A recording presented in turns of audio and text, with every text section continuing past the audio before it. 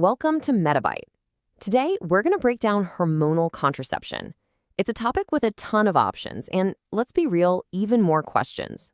So if you're looking into birth control, it can feel like you're staring at a giant wall of choices. It's totally overwhelming. So where do you even begin? Well, we're going to help you out by demystifying one of the biggest categories out there, hormonal contraception. Here's a quick roadmap for our journey today.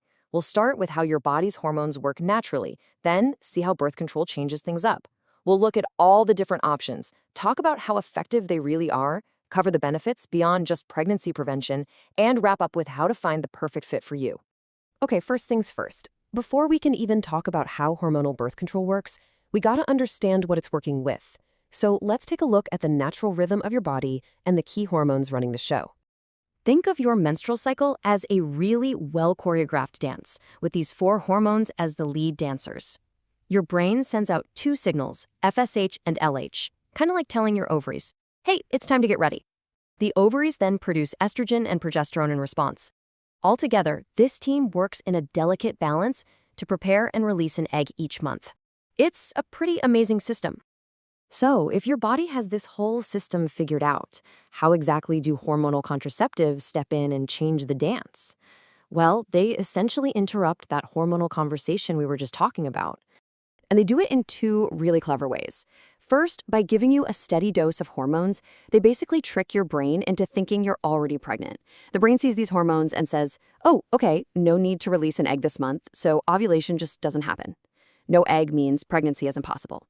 The second thing they do is they make the cervical mucus really thick and sticky, creating this kind of roadblock that makes it super hard for sperm to get through. Now, there isn't just one way to get these hormones into your system. There are actually a bunch of different methods, and a really useful way to think about them is by how often you have to remember to use them. First up, we have the methods that need you to be on top of things pretty regularly. You've got the pill, probably the most famous one, which you have to take every single day. Then there's the patch, which you stick on and change once a week. And finally, the vaginal ring, which you use for 3 weeks at a time. For these to work well, you really have to be consistent. Then you have the long-acting methods, which a lot of people call the set-it-and-forget-it options. These are things like the injection, which a doctor gives you every 3 months. There's also the implant, a tiny rod that goes in your arm and can last for years. And the hormonal IUD, which a clinician places in your uterus and can work for 3, 5, or even 8 years. The huge advantage here? You don't have to think about them every day or every week. Okay, this next part is absolutely crucial.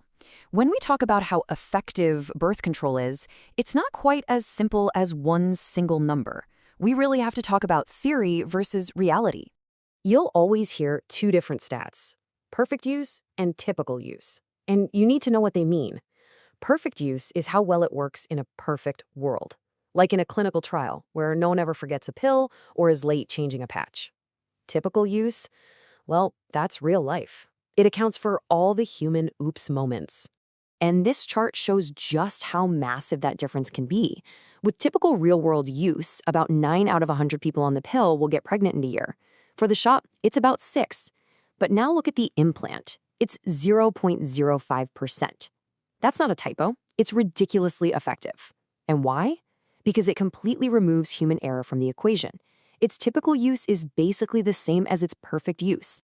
All right, it's really important to remember that these methods do way more than just prevent pregnancy.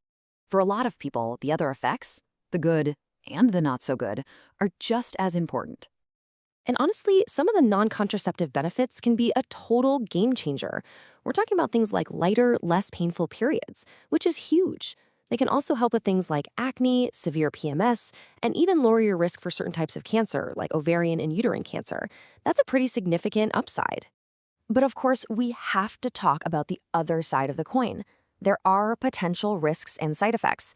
Some common ones, especially when you're just starting out, are things like irregular bleeding, headaches, or nausea. And there are more serious risks to be aware of, especially with methods that contain estrogen, like a slightly higher risk of blood clots. This is particularly true if you have other risk factors, like if you smoke and are over 35. So after hearing all of that, the different types, the effectiveness rates, the pros, the cons, how in the world do you choose the right one for you? And here is the most important takeaway of all. There is no single best method. The best birth control is the one that works for your body, your health, and your life. What's perfect for your best friend might be a terrible option for you, and that's completely okay. Which leads us to our final and absolutely non-negotiable point. You have to talk to a healthcare professional. They're the only ones who can look at your personal health history, talk through the real risks and benefits as they apply specifically to you, and help you make a safe and informed choice. It's a critical step. And that's it for this explainer. Thank you so much for joining us here at MediByte. We really hope this helped make a complex topic a little bit clearer. If you found it helpful, please give us a like, share it with a friend, and be sure to subscribe for more reliable health info. We'll see you next time.